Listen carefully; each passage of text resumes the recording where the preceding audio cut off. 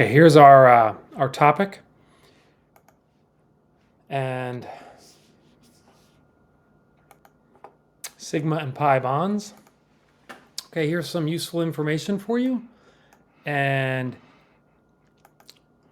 we're going to compare and contrast them. And what that means is, if I'm thinking like, hey, sigma and pi bonds, one thing I might know that's different is how their strength. Sigma bonds are stronger. To compare this to something, you could think of the skating jumps, triple a Lutz and an axle. How are they different? Here's one jump, here's another jump. You'll notice that the way that the skater approaches the jump is different. Here the skater is backwards, and here the skater is coming at the jump forwards. All right, so it's the takeoff. Now, I want to draw a molecule that has these bonds in it, and these will be molecules that have hybridized orbitals. If it's going to have both, it's going to have either sp2 or sp3, as you'll see. This is ethene, carbon with a double bond. It's going to have some hybridized orbitals, sp. Here's this carbon's hybridized orbitals, and here are the other carbon's hybridized orbitals. Now there is one at the end of these bonds in the exterior molecules, the carbons are bonding to hydrogens. There are unhybridized orbitals. They're p orbitals in this case. And these p orbitals go on to make bonds, and that's your double bond that exists between the carbons. These bonds that are from the hybridized orbitals are the sigma bonds, and the other bond is the pi bond. Now, here, when you got a single bond, you only have a sigma bond. You're not going to have a single, because this is either going to be carbon or hydrogen bonding or something bonding with something else. The hybridization, if it's not hydrogen, is often going to be sp3. That's what it looks like. It's just the end-to-end. Double, you're going to have one of each. And it's going to be sp2 hybridization, and this is what it looks like. Triple, you have 2 pi. And I drew this one. One of the green one is sort of coming out of the page at us. And I'm going to have a bunch of examples that are going to show you, we're going to just tally how many bonds we have. If I've got a carbon in methane, these are all single bonds, so I've got 4 sigma bonds. If I've got something like carbon monoxide, and that's when I've got a triple bond, therefore I'm going to have 1 sigma and 2 pi bonds.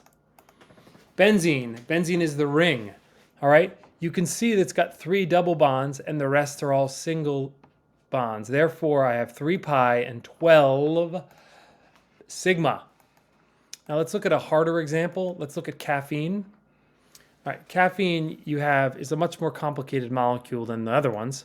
How many pi bonds do I have? Well, you notice there's 1 double bond and then there's 3 others. So that's 4 pi bonds, all right? And to count the sigma bonds, you just got to really be thorough and understand the molecule and don't count things twice. I'm going to start with these aromatic ring. This it's not actually an aromatic ring. It's like a hexane ring, but it's single bond, 1 double bond, and then this pent meaning 5 oxygen carbons. And that's 4 because I don't want to count the 1 between them twice. All right? Now there's a single bond there. Now, there's 4 at the end because this black stick here is understood to be a methyl group. So that means there's a carbon at the end here making 4 other bonds. 1, here's another methyl group, here's another one, and then there's an understood hydrogen.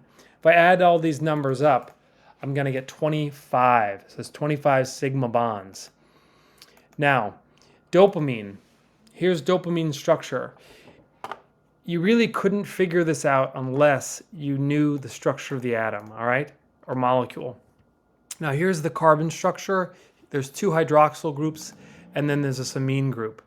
Now, one thing with these kind of structures, you got to remember there's understood hydrogens here. They're like invisible, because it just would take too long and to draw them in, and they're understood to be there. There's actually 7 of them.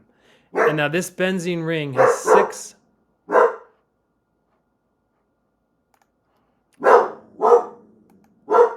Hey. My dogs were barking about something. It's got 6 here, 2 there, because that oxygen's making 2 bonds, 2 there, and then all these hydrogens are going to count for 1. And I put a 4 here because it's a carbon at the center making 4 single, 3, and because I don't count that, 2. I add that all up, I'm going to get 22 sigma bonds and 3 pi bonds. All right, now, I have a couple videos here that are going to show you some differences between sigma and pi bonds. And in this video, you see I'm turning the molecule, okay? This is showing you an important feature of sigma bonds in that they allow rotation in the molecules. All right? There it goes, all right? Now, this is a molecule with a double bond. You'll notice when you flip it over, you really can't rotate that bond. All right?